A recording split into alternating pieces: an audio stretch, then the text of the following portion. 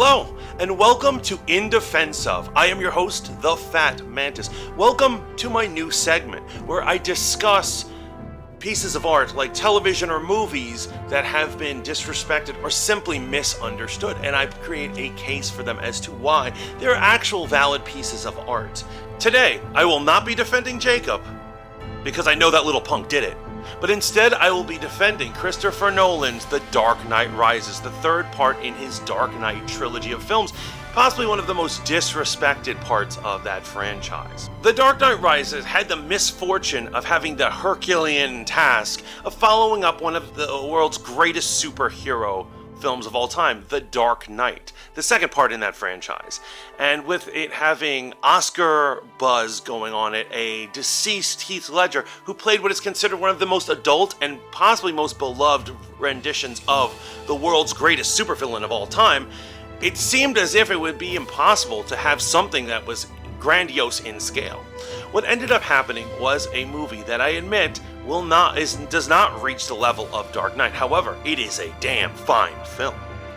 The film had negative aspects to it. A perfect example is Christopher Nolan not understanding women or how to use them. Now, I will say, even in Dark Knight, he fridged Rachel Dawes, a character who was flat and had offered simply nothing to the story and was just there to propel Bruce forward. And it continues as he introduces female characters that he just does not understand. Now, I have to say, in his defense, that he is not the first person in popular culture to do something like this. Many franchises do not understand how to use women. It's one of the curses of the male writer. Heck, look at Star Wars. Even to the bitter end, never understood women. Even at the point where they cast a woman as their main character. Seems to be a hard task for them, so unfortunately, Christopher Nolan did fail in that aspect. However, the film has both shallow and deep victories across the board. The first one I want to say is on the shallow level. That the portrayal of Bane is absolutely iconic. Not only did it change the way people see Bane in general, across the board, but he is constantly quoted and looked upon. His new rendition of the mask has infiltrated animation and other concepts, and everyone has been trying to bite off of this thing. They have essentially created a character that is the new Bane, the new standard of what that character is. This movie ends up hitting a level of epic proportions because of its use of themes. I honestly think that the best works out there all do great work on themes, and this is no exception. Now, let's look at Batman for a second. We love Batman when he's using his investigative skills to hunt down his criminals, because he is the world's greatest detective. We also love it when we watch Batman beating the snot out of his criminals and slapping handcuffs on them, because he is one of the world's greatest martial artists. However, it is rarely seen or explored as to what happens to them after they're brought away, and that is in prison. And the major theme I want to point out to is prisons in this movie. Now, I want to explain the movie as such. That there is a good man who loves his city, who spends his entire life putting people away in prison. One day, the good man becomes disillusioned, and he decides to hide out in his mansion and make himself a prison of his own design. One day, an evil man who has spent his entire life in prison comes to the city, and he challenges our hero. The good man reluctantly goes, not wanting to leave his prison. Because his heart isn't in it, he fights the evil man, but he fails. The evil man then takes him and brings him to a real prison where he locks him away. It is only then that our hero experiences what life in prison is like, and after going through dreadful experiences, realizes he does not ever want to live in a prison again. He wants to embrace life. So he escapes from prison. He returns to his fabled, beautiful city, only to see that the evil man has turned his entire city into one massive prison. They then have to duke it out, and after our hero defeats it, he decides to embrace life. Now, I'm not going to tell you what to think or how to feel, but that is deep as Also, I want to point out as to who goes to prison. Now, the concept of prison is, I think that we all kind of hope that the only people who are going to prison are guilty people. And that's exactly what happens in this film. Batman is sent to a prison Not because he lost a fight with an evil man, but because he is guilty. He is guilty of failing his city. Sorry for stealing your line, Arrow, but it had to happen. Just as all the other characters, the people of Gotham City, not just the rich, but the poor as well, they are also guilty of being bad humans, of mistreating each other. Just as the rich were mistreating the poor, as soon as the tables are turned, the poor turn on them. There's literally scenes of them dragging a woman down the street, trying to rip her fur coat off of her. Powerful imagery and a powerful statement on humanity as a whole. At this point, I can actually say that a lot of films, including Marvel films, do not touch on this level of depth. And they actually, the people who wrote the script did an amazing job of doing that. Now, the film is able to avoid a powerful cliche, a trope that is used in writing because it also reflects back to us in life.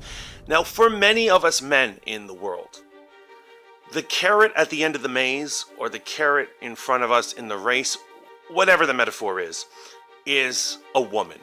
And that's true for a lot of us. It's probably true for me, but really we're all doing this for a lady. And unfortunately, they use this in writing all the time. And for instance, when they don't know what to do with Tony Stark, they make sure to remind the audience that he loves a woman, Pepper Potts, so he's worth a damn to us because he loves a woman, and at the end he needs to be with her.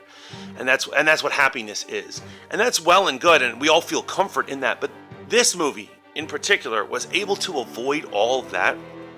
Now, it's true, he gets his carrot at the end. He gets Catwoman, if she is a carrot. But what I really think, the main thing that he's fighting for is life. He needed to get his life. He was a mess of a person, and he needed to seize life and embrace life and think that embracing life is better than being a slave to vigilantism, being a slave to endless vengeance, of being a slave to trauma. And he's able to avoid that and defeat that. And I really liked that they avoided that trope, even though that particular trope is so real. It's real in a lot of our lives. Now, I want to bring up one of the coolest things that Bane does, and it's how he proves his worthiness to the audience, that he is a more clever and powerful adversary than Batman himself. Now, in order to do this, we need to look back at a scene from The Dark Knight. So in it, Batman needs to abduct a Chinese executive and money master from an office building in China without landing a plane.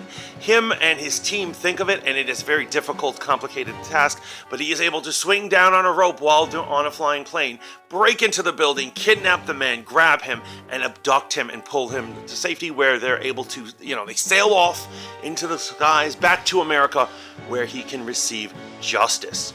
And it was a very difficult task, but the audience is impressed with what Batman did, and it took a little thinking for them to do that. Cut to The Dark Knight Rises in our opening scene, where they're in South America and they're trying to transport some people off. Bane needs to kidnap somebody and actually kill the rest of the people. They're CIA operatives and they're all these things. So he gets himself captured, and while they're in a moving, flying vessel, Bane does the exact same thing Batman had did in the previous episode, except it was 10 times more difficult because he had to abduct the person off of a moving plane. It's literally,